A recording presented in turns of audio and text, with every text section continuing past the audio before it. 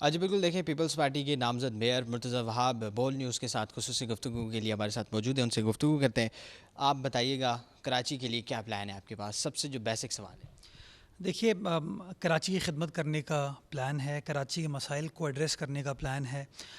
کراچی کے اندر جو ایک نفرت کی سیاست کی گئی ہے، کراچی کے اندر جو تعصب کی سیاست کی گئی ہے، اس کی نفی کرنے کا پلان ہے۔ کیسے لوگوں کو جوڑ سکیں، کام کر سکیں۔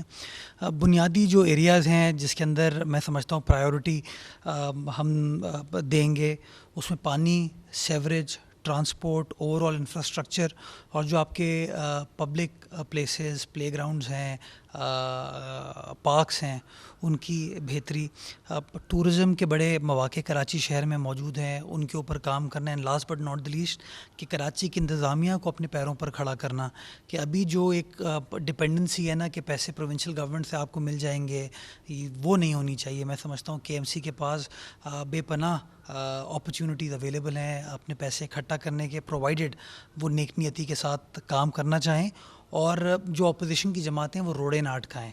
میں سمجھتا ہوں کہ اگر اپوزیشن نے انڈیو امپیڈمنٹس کریٹ نہیں کیے تو جو پوٹینشیل ہے کراچی شہر کی خدمت کرنے کا، کراچی میں وسائل ڈیولپ کرنے کا، وہ میں سمجھتا ہوں اسکائی از دی لمٹ۔ اچھا، ایک اور اہم فیکٹر ہے، آپ کی بات سے بات نکلی تو آج آپ کی ایک صوبائی وزیر ہیں خاتون، انہوں نے اسٹیٹمنٹ دیا ہے کہ سیف ہاؤس کوئی جلایا گیا ہے آج کراچی میں، تو وہ انہوں نے کہا ہے کہ رسی جل گئی لیکن بل نہیں گیا۔ تو یہ پھر سے یہ چیزیں جنم لے رہی ہیں، تو آپ اس کو کس طرح سے میں دیکھیں گے؟ سمجھا نہیں یہ بات۔ آج ایک عائشہ منزل پر سیف ہاؤس جلایا گیا ہے ان نون لوگوں کی طرف سے، صوبائی وزیر شہلا رضا نے یہ بیان دیا ہے کہ رسی جل گئی بل نہیں گیا، تو آپ پھر سے یہ چیزیں جنم لے رہی ہیں۔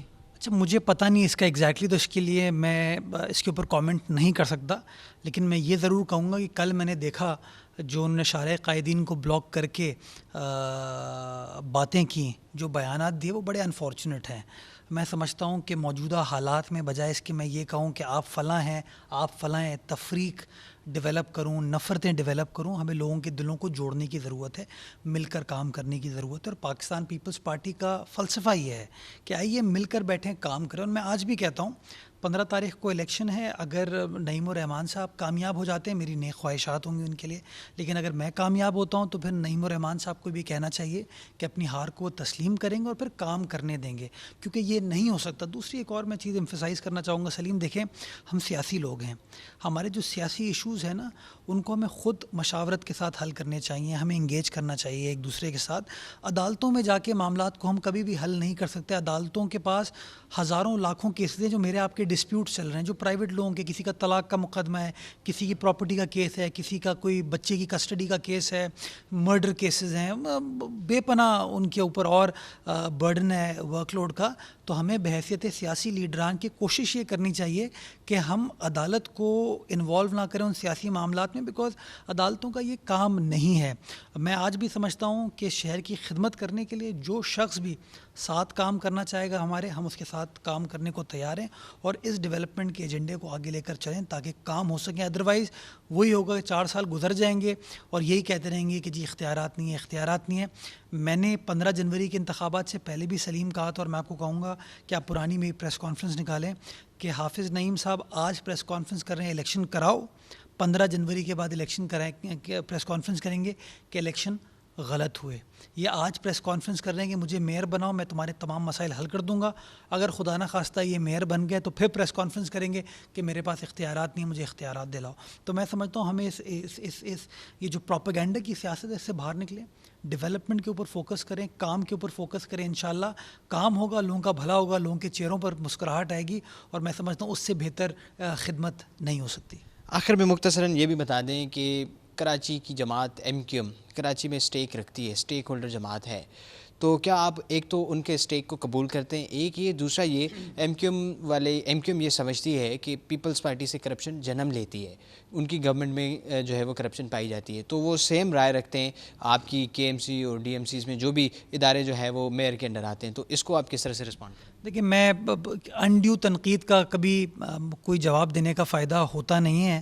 اگر میں آج شہر کا حال سب کو پتہ ہے کہ شہر میں کون کون کب کب براجمان تھا۔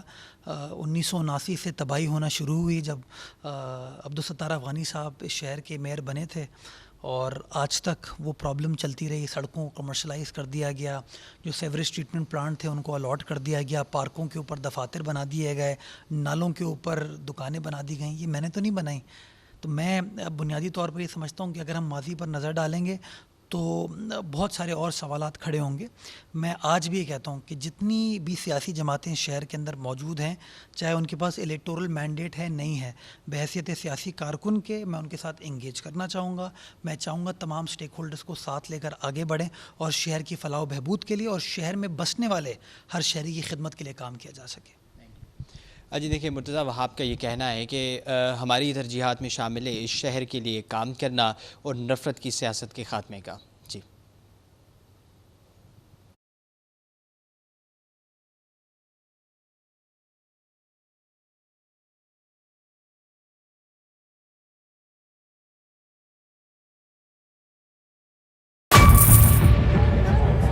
بجٹ 2023-24 کی سب سے بڑی ٹرانسمیشن. بول ایک مرتبہ پھر سب سے آگے.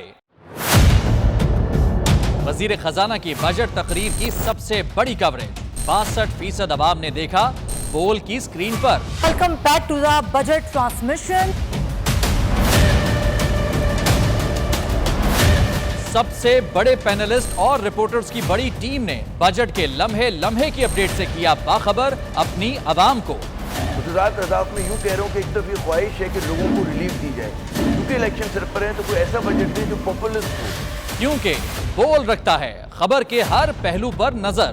بول ہے سب سے آگے, سب سے پہلے. سبسکرائب کریں اور بیل دبائیں تاکہ کوئی خبر رہ نہ جائے.